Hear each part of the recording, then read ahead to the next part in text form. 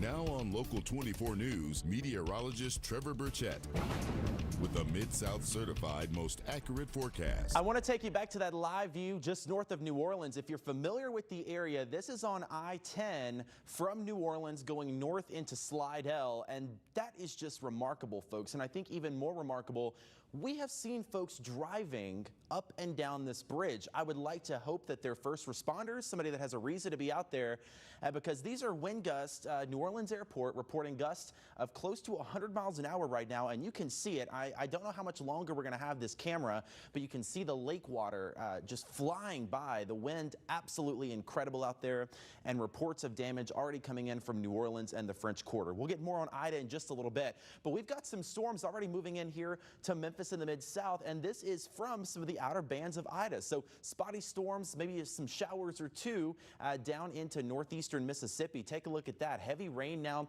in Quitman County north of Marks, and all of this moving off to the north and west. So within the next hour or two, it's likely that we're going to have some spotty showers here in Memphis. So keep that in mind. Those will last off and on all night. We're getting into that pattern now where we're going to see more and more rain develop. So showers possible anytime tonight, a little breezy as well. 76 degrees for your low. And then, of course, after tonight, the big story for us is going to be Hurricane Ida. Here's the latest radar loop. Very, very strong Category 4 storm made landfall earlier. Now has winds of 130 miles an hour, and it's just to the south of Baton Rouge, and that's generally the direction that it is headed. Take a look at this eye wall just to the east of Houma, Louisiana, and that's going to be moving to the north and west toward Thibodaux and Nichols State University.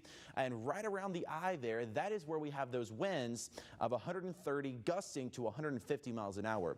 Luckily, that's a smaller area. You know, it's not 130 mile an hour winds all across the storm, but still destructive winds likely there around the center of the storm. It's going to be near Jackson tomorrow as a tropical storm, and then here into our area tomorrow night into Tuesday. That's going to bring us the threat for some rough weather right here in Memphis in the Mid-South. So tomorrow morning, rain beginning for the morning commute, so keep that in mind. Might not be raining right when you wake up, but rain will develop as we go through the morning, and especially by the afternoon. 80% chance of rain after lunchtime, and it's basically going to rain off and on from lunchtime tomorrow, possibly through lunchtime on Tuesday.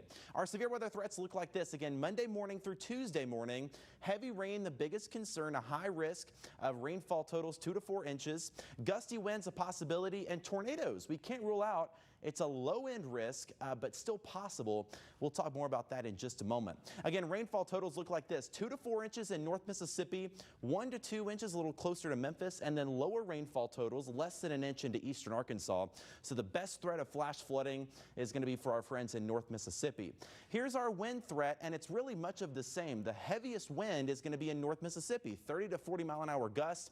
Here in Memphis, 20 to 30 mile an hour winds. Again, that's tomorrow morning through Tuesday morning, and a threat of brief tornadoes. That too mainly going to be limited to North Mississippi. These tropical tornadoes are usually weak and very quick, but it's still something we're going to have to watch out for carefully. That would be, again, especially Monday afternoon. So rain and wind develops through the day tomorrow. Some morning showers Tuesday, but I think Tuesday afternoon, Tuesday evening looking good. And then look at that. That's one positive of the storm. Temperatures down into the mid and upper 80s. We don't hit the 90s until the weekend, but sunshine continues all the way through Labor Day weekend. Looking fantastic with no rain after Tuesday. Now, Local 24 News is tracking the latest developments and the impact the storm will have right here in the Mid-South. You can stay in the know with the latest news on Hurricane Ida while you're on the go by downloading that Local 24 News app. It's totally free in the App Store. More news after this. Stay with us.